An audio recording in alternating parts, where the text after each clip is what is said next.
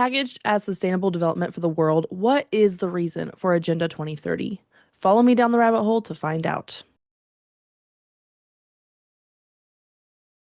Hello, friends, and welcome back to the rabbit hole. I'm your host, Danny, and today we are talking about Agenda 2030. What the heck? This is like the agenda that the UN is using to usher in the New World Order right under our noses, and they've packaged it in such a pretty little bow that everyone's like, yeah, this looks great. Let's do it.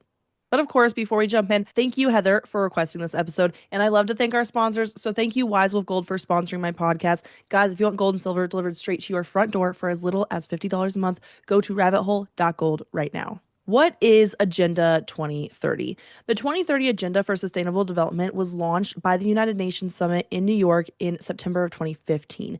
The aim of the agenda is to end poverty in all forms. According to the UN, quote, this agenda is a plan of action for people, planet, and prosperity. It also seeks to strengthen universal peace in larger freedom, end quote. They foresee, quote, a world of universal respect for human rights and human dignity, the rule of law, justice, equality, and non-discrimination, end quote. This agenda sets out a shared plan to improve human well-being and protect the planet by the year 2030, hence the name. The agreement guides countries on how to reduce poverty and hunger, improve health and education, protect the environment, promote peace, justice, and strong institutions, and encourage global cooperation, like the New World Order. At the core of this agenda are 17 Sustainable Development Goals, or SDGs, and 169 specific targets. So under each of the 17 sustainable goals are the specific targets. I'm not going to list out every single target, but if you actually look at them, it breaks it down way deeper, which is what we'll go into the conspiracies a little bit more later on. The goals can be broken down into 4 categories: social and human development, economic and infrastructure, environmental protection, and governance and global cooperation. Because I'm breaking them down in categories, they aren't necessarily in order of how they were written. Under social and human development, there are 6 goals. Number 1 being no poverty. This goal aims to eliminate extreme poverty in all forms by ensuring that every person access to basic resources such as food, clean water, housing, education, healthcare, and economic opportunities, regardless of where they live. Number 2 is zero hunger. This goal seeks to end hunger and malnutrition by making sure that everyone has reliable access to safe, nutritious food while also promoting sustainable agricultural practices that protect soil, water, and biodiversity. Although I think this is hilarious that they want to protect the soil and yet they're dropping chemicals in the air all the time. The next one is good health and well-being. This goal focuses on improving physical and mental health worldwide by ensuring access to affordable healthcare, reducing the spread of diseases, improving maternal and child health, and promoting healthy lifestyles.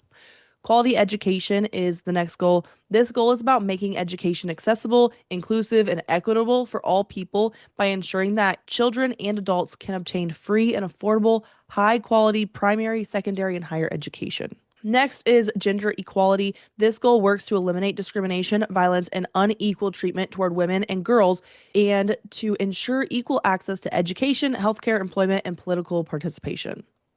Next is reduced inequalities. This goal seeks to reduce income and social inequalities within and between countries by promoting inclusive policies that expand opportunities for marginalized and disadvantaged populations. Under economic and infrastructure, there are 5 goals. The first being affordable and clean energy. This goal encourages the development and use of renewable and efficient energy sources so that everyone has access to reliable, modern, environmentally responsible energy. Goal number 2 under this category is decent work and economic growth. This goal promotes sustainable economic growth by encouraging job creation, fair wages, safe working environments, and opportunities for people to work with dignity. Industry, innovation, and infrastructure is the next goal. This goal supports building resilient infrastructure, promoting sustainable industrialization, and encouraging innovation that improves productivity, connectivity, and access to essential services. Sustainable cities and communities is The next goal. This goal focuses on making cities and human settlements safe, affordable, resilient, and environmentally sustainable by improving housing, transportation, green spaces, and disaster preparedness. This is where smart cities come in. And actually, in my notes, I have written down 15-minute cities. There is a difference between 15-minute cities and smart cities we'll get into in just a little while. The last goal in this category is responsible consumption and production. This goal aims to reduce waste, pollution, and overuse of natural resources by encouraging more sustainable production methods and more responsible consumer habits. In the environmental protection section, there are four goals. Clean water and sanitation being the first. This goal aims to provide universal access to safe drinking water, proper sanitation facilities, and good hygiene practices to prevent disease and improve overall public health. The next is climate action. This goal calls for urgent action to address climate change by reducing greenhouse gas emissions, improving climate resilience, and helping communities adapt to the impacts of global warming.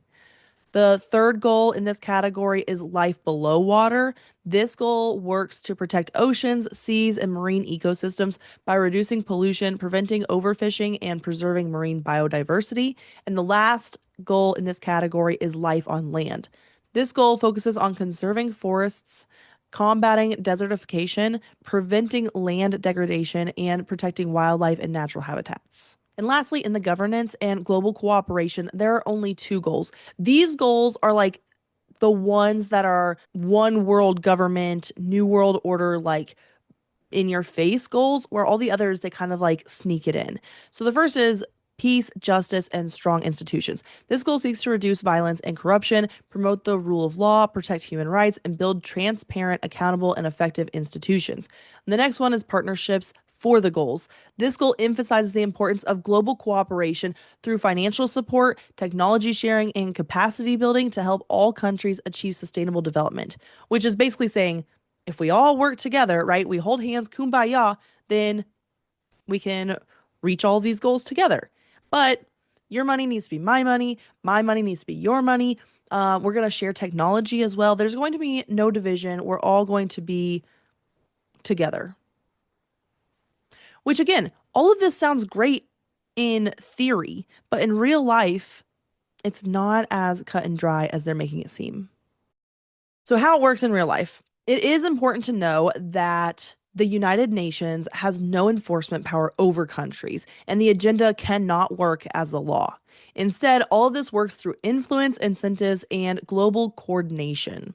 With that being said, each country chooses whether they want to apply and how they want to apply this agenda. They do this by writing national development plans based on the goals, passing their own domestic laws that align with the goals of the agenda, and using the goals to justify budget priorities and funding decisions. Remember, if you look back to the goal about partnerships for the goals, it emphasizes the importance of global cooperation through financial support. So, budgeting priorities are important. This also means that companies that operate internationally will be changing their guidelines and regulations to follow the agenda because so many countries are doing so. And in order to operate in all the countries, they have to change some things. So, corporations adapt operations to align with climate and social targets. Investors may pressure companies to meet the environmental, social, and governance standards that are tied to the SDGs, and banks are likely to favor businesses with sustainable policies. The banks come into this because the World Bank, International Monetary Fund, regional development banks, and UN development banks are all tied closely to the funding of the agenda, along with the Federal Reserves for all the different countries. Because so many countries are jumping on board with the agenda, we are seeing changes in the cities as well, with things like zoning changes tied to sustainability, public transit expansion, green building requirements, and smart city planning. So I've mentioned 15-minute cities, smart cities, a couple of times, but I wanted to get into it a little bit more. So, according to IBM, a smart city is an urban area where technology and data collection help improve quality of life as well as the sustainability and efficiency of city operations. Smart city technologies used by local governments include information and community technologies, ICT, and the Internet of Things, IoT.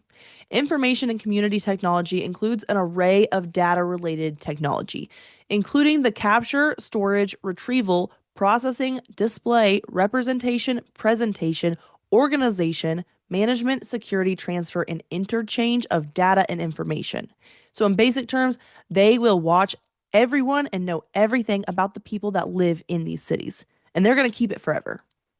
They package this as trying to identify the areas of the city that need extra help, like impoverished areas, but the consequences of it is a government surveillance system.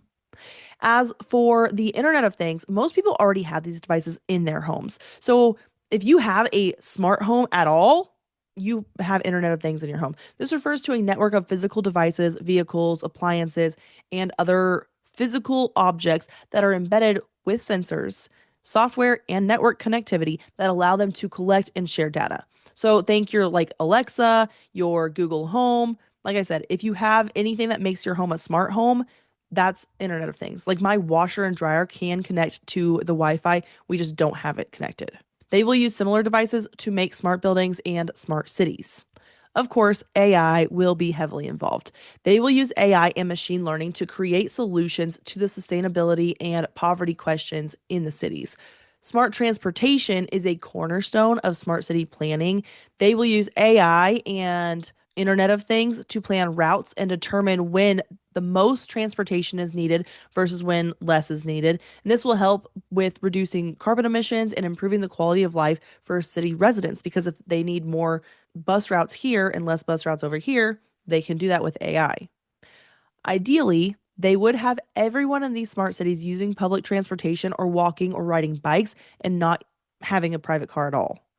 And of course, all this means that they will need smart energy and smart infrastructure. Of course, they're going to use AI for all of that to help energy providers manage smart grids. Much like with the transportation, AI will analyze the grid to identify patterns in energy consumption and then forecast future energy use.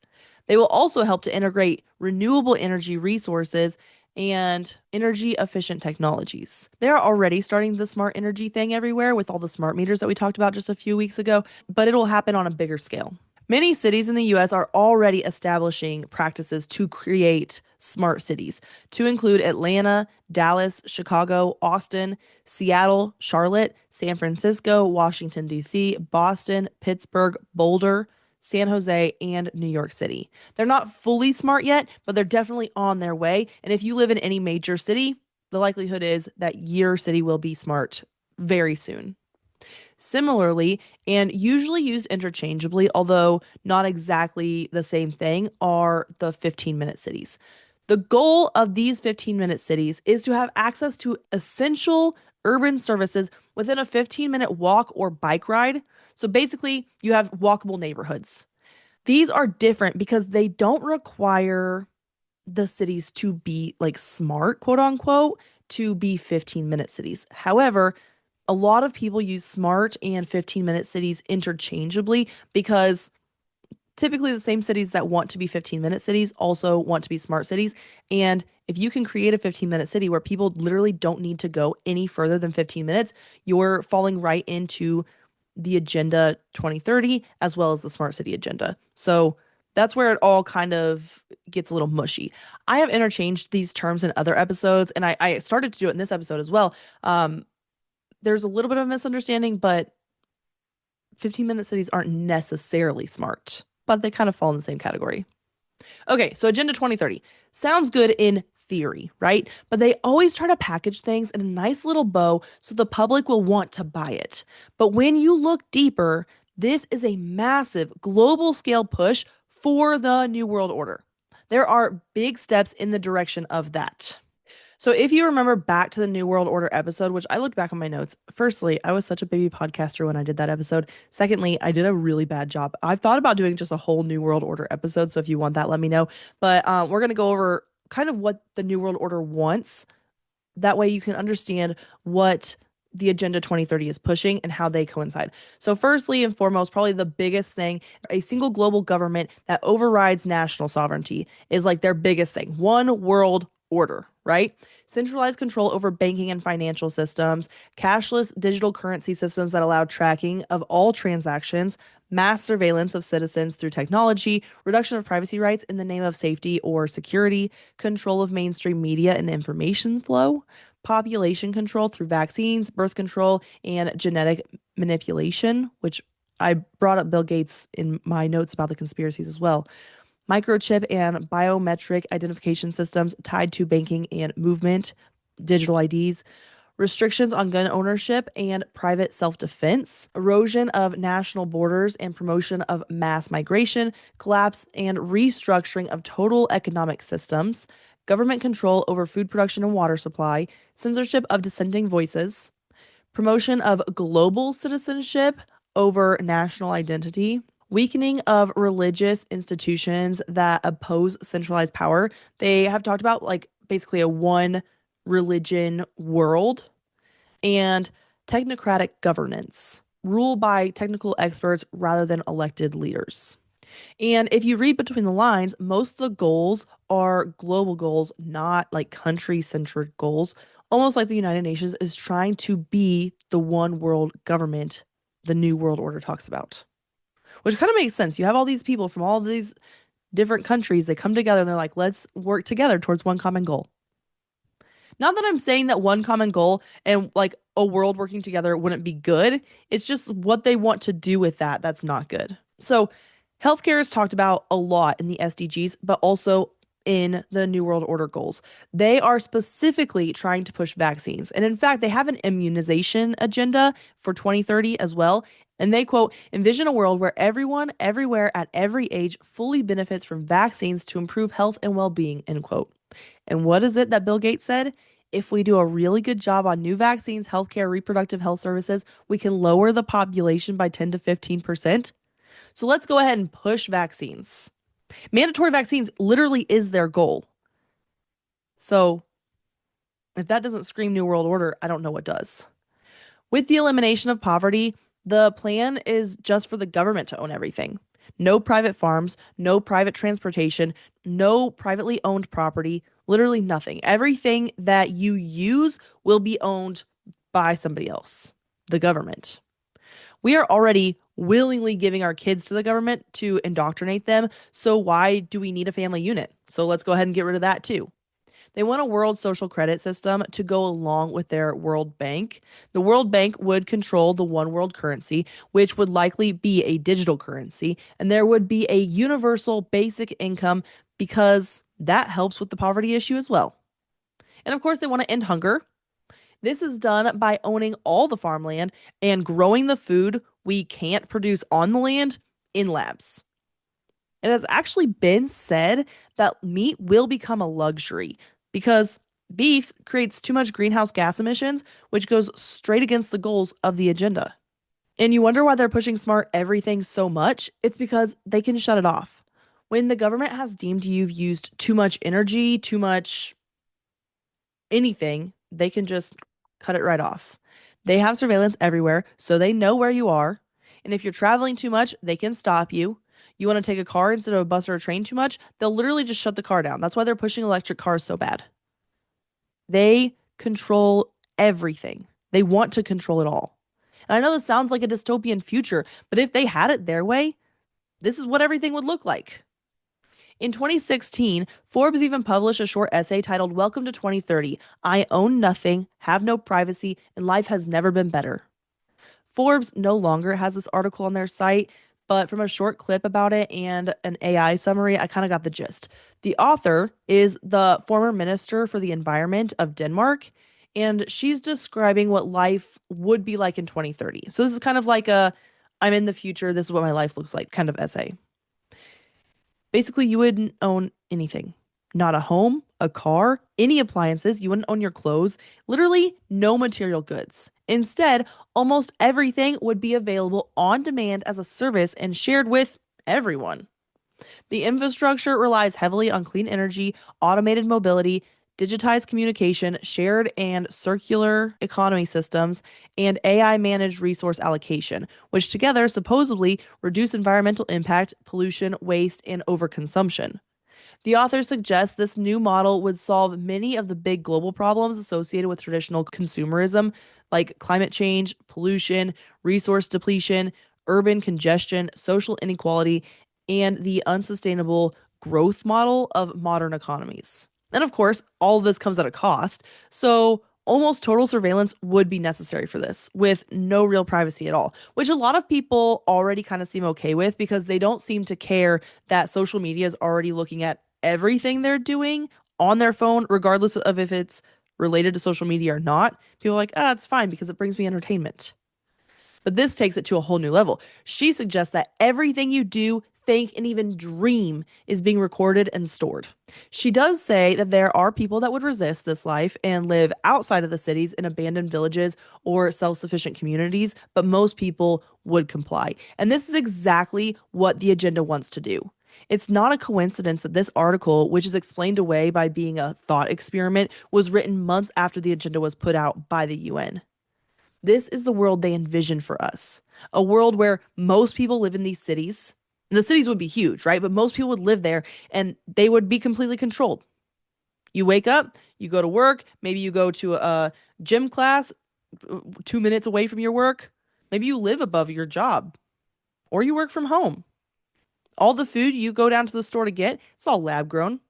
So if you aren't taking vaccines, don't worry because they just put it in your meal. It sounds so crazy. It could just be true. And I don't have a solution for this problem. I'm just trying to explain the other side. If you can look past the makeup, you can actually see the ugly face beneath the agenda's surface. And it is wild.